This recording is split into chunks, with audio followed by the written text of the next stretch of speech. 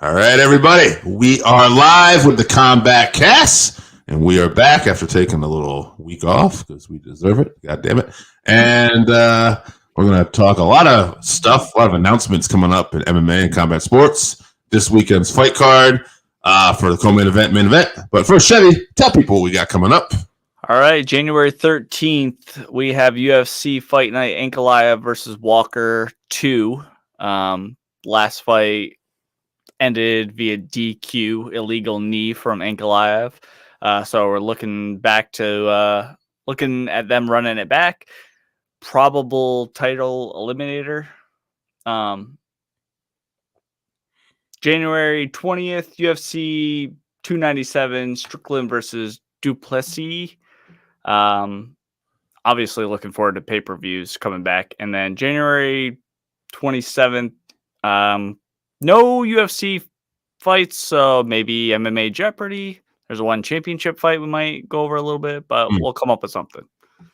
Yeah, we got some stuff coming up that we're excited to do. And also, guys, why don't we just kick off this show? Because there were some big announcements in the last couple of weeks, including this one, Francis Ngannou, Anthony Joshua, and this is interesting. 10-round boxing fight, Saudi Arabia. I find this to be interesting because I feel like Joshua is one of the more technical boxers, but at the same time, I feel he's also most susceptible to the power. So I find it to be a very interesting matchup. What do you think? Yeah, he gets hit for sure. And Francis can knock anyone out. As we saw, he put Tyson down. So it's interesting, though, because AJ looks so good in his last fight, and now Francis has been seen. So it's more likely that, it's less likely that he's going to take AJ by surprise for sure. Very interesting matchup. So I am looking forward to that. It is in March 8th, I believe, which is the night before UFC 299. Which is super, super stacked coming up. But I'm not sure how that's going to fall, if the fight's actually going to be on the Friday or if we're going to get some sort of weird time because it's in Saudi Arabia. But given between the two, I have to take UFC, not just because I'm a UFC fan, but because 299 is super stacked. But I am excited for the boxing match. If they are on at the same time, maybe a 2 TV scenario kind of deal or something. Yeah, and I mean, at the end of the day, too, like I said, I think it might be one of those earlier cards usually with Saudi Arabia. So we'll see how it goes. But, yeah, I also heard that Deontay Wilder might be fighting on the undercard. I heard that as well. I didn't hear who his opponent might be, but that's never a dull moment when he's in a fight for sure. Yeah. So stack this card up, make it interesting, right? Yeah. Be a great day for combat sports. But like you said, UFC 299 is that day, and that brings us to our other announcement here. Dustin Poirier, and we got I always struggle with this guy's name. Benoit Saint Denis, yeah.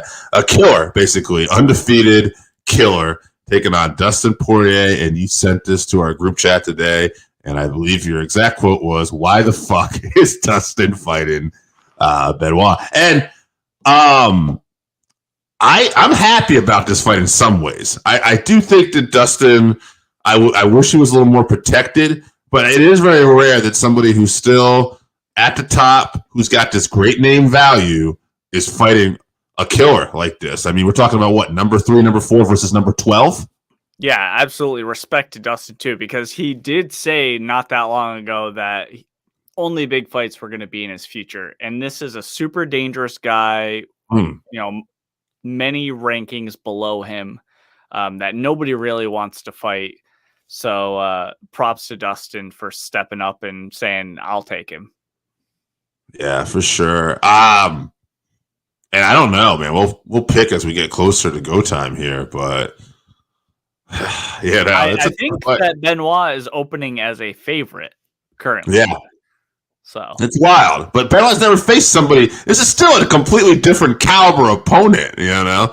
Kind of like almost like we talked about with Pinwood and Ferguson, except for obviously Poirier much more on the upside of his career still, and Benoit I would say has looked far more impressive, and then I mean knocking than Patty. So, but I feel like almost a similar situation where we have this guy who's proven himself up to this point, but not at the level where Dustin is. So I'm fascinated by this fight. I'm glad it's going to be on an already stacked card. It's 5 rounds too. So we'll see as the fight goes on. There's going to be a lot of questions. It's one of those fights, we always say the nights go long, but as a fan, I guess I'm really curious to see, especially if we get past round 3, like what this fight looks like.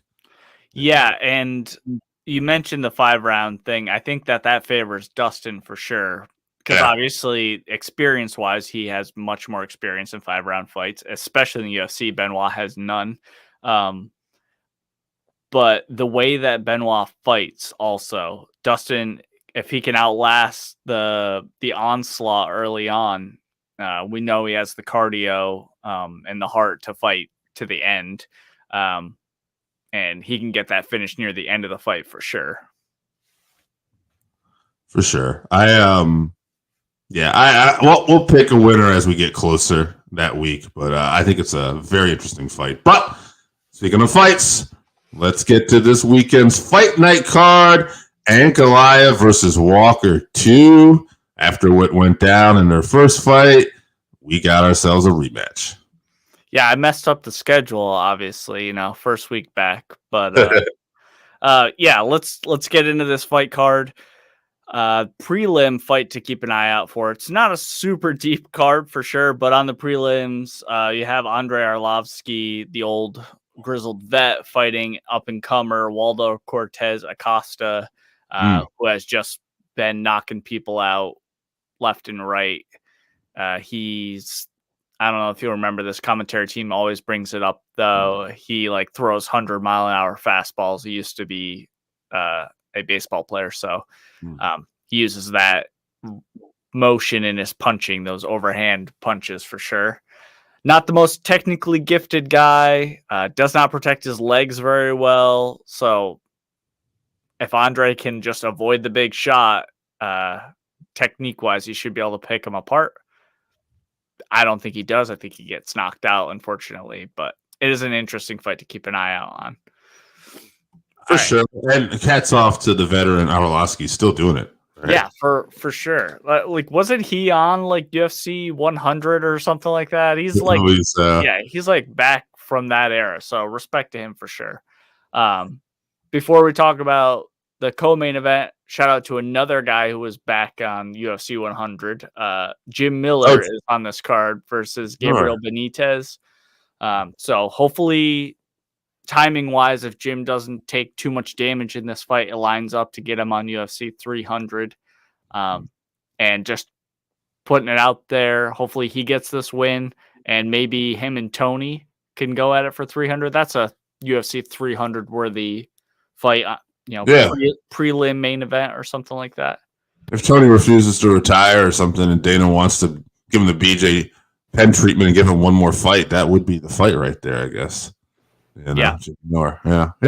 Winner retires and loser also retires. Yes. I would be happy with that for both those guys. Yeah, for sure. And I know Dana has said in an interview he'd like to get Jim Miller on UFC 300. Somebody actually interviewed him and said, please, just put Jim Miller on 300. And he said, we'll make it happen. And he even mentioned one of his staff members, but Jim has this fight, so we'll see what happens. Yeah. All right, let's get into this co-main event. Sure. Matheus Nicolau versus Manel Kape.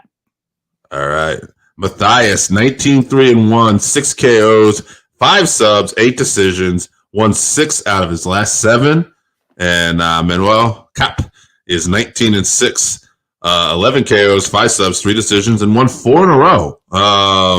So, very similar here. Both have 19 wins. Both have 5 subs. So it's a very interesting fight. I think I like Kape here a little bit, but I don't know. We'll see. I'll go with Kape by submission, maybe round 3. Yeah, I want to know why he's not fighting Kai Kara France. He's the guy that had the screaming match with him. He was getting in Izzy's face about it when the fight was in Australia earlier. Well, last year now. But I don't know why that fight hasn't materialized. In the rankings, they're in similar spots. So maybe Kai Car-France is injured or something. But that's the fight I want to see. So I know Cap has a split decision loss to Matthias in 2021. But I think he came back too soon from fighting Pantoja in February of that year. So I'm going to pick him. It's flyweights. So I'm going to pick by decision. Yeah, you might be right on that. I'm hoping for a finish, so that's why I went sub. But interesting. Yeah, I think we're going to get, and we'll talk about it in the main event, but I think we're going to get most of the finishes on this card earlier on in the card, and we're going to get some long decisions towards the end. So let's move on to the main event. Magomed Ankalaev versus Johnny Walker 2. All right, and I said after their last fight, which was an illegal knee, I'm trying to remember. I think Ankalaev hit it on Walker, right, which resulted in a no contest. So here we are. Remember, Johnny Walker was kind of dazed, and then the doctor, who had no idea what was happening, was Abu Dhabi, came in and stopped the fight, and Johnny Walker pushed the ref, and it was a whole thing. Yeah. So Johnny Walker, 21-7-1, 16 KOs, 3 subs, 2 decisions, won 3 out of his last 4, not counting the no contest. So Walker's a guy who's really looked like he's been putting it together more and more as a guy who basically started off as just kind of a, knockout or get knocked out type of guy. But he's been working there at a Conor McGregor's camp, SBG? Yep. Yeah. And he's looked sharp. Now, Magomed Ankalaev, 17-1-1, 9 KOs, 8 decisions. He's won 9 out of his last 11 fights. Like, this is a guy we talk about all the time. Like, he's pretty much almost undefeated. Like, he's got the one loss to Paul Craig. Paul Craig, thank you. Which I always thought about 1 second left in the fight that he was dominating. He gets caught in an arm bar and gets tapped out. Right. And then he has these weird, like, no contests with Walker, and then like a split draw with Jan Blachowicz, which a lot of people thought he won that fight. So it's like you could argue this man is pretty much almost undefeated, and argue like he could be the best light heavyweight in the division. Not the most exciting, but the best. And I think sometimes the UFC is almost happy that this guy has these little screw ups because they don't have to put him in, because he is not stylistically like the most fun fighter, but he is damn sure effective. So that being said, I'm going to pick Johnny Walker by knockout. Hell yeah, let's go. Because he's got weird luck, and the guy should be undefeated. He should be the most dominant. I'll tell you right now, if you're looking to make a bet, I would bet on Ankalaev, and I'll say by decision, or he may even finish it, like if he has the better cardio as this fight goes later. But something tells me that Walker's going to catch him. Like, something weird's going to happen. Johnny's got that power. He's sharp, and I don't know. I got this weird feeling Johnny will catch him, and we'll see what happens. But that's just I'm calling it. You say that round two. Round 2. You say that, and I picture in my mind when they call Johnny Walker's name as the winner by knockout, and the camera zooms in on him, and he does the smile and the smirk. Yeah. But I want Johnny Walker to win. I think his power keeps him in any fight, but like you said, smart money's on Ankalaev. I think he plays it very safe and boring, knowing that winner of this gets a title shot. Lots of clinching and wrestling without very many sub attempts or very much ground and pound. I wouldn't be surprised if this fight got stood up at some point. Winner, like I was saying, probably next for Pereira. I think Johnny versus Alex is a very fun fight. So I really, really hope that Johnny wins, but I got to go with Ankalaev by boring decision. Yeah, I mean, you're probably right. I'm just going to try to will it in the universe that Walker pulls his off now. I'm with you. It happens now. All right, what's up, people? We got coming up one more time. All right, we have January 20th. Let's look at the schedule here because I messed it up before. So yeah, we have January 20th, 297 Strickland versus Duplessis, and then Saturday, February 3rd, Roman Dolidze versus Nazardine Imavov. I think I'm pronouncing that right. So there is nothing on January 27th. So we're going to come up with something for you guys. We're going to try not to take another week off so quickly. So maybe some MMA Jeopardy, talk about one championship a little bit. Sage Northcutt is on that card against Aoki, which looking forward to that one. Gary Tonin, Superlek, who I don't know if you watch. I watched one fight of his not that long ago. Very exciting fight. I think it's a bantamweight fight. So maybe we can talk about that. But okay, we'll see as we get closer. Then maybe a little 1FC. All right, guys. Regardless, enjoy the fights this weekend. Some super fun cards are coming up, so I can't wait to talk about it. And until then.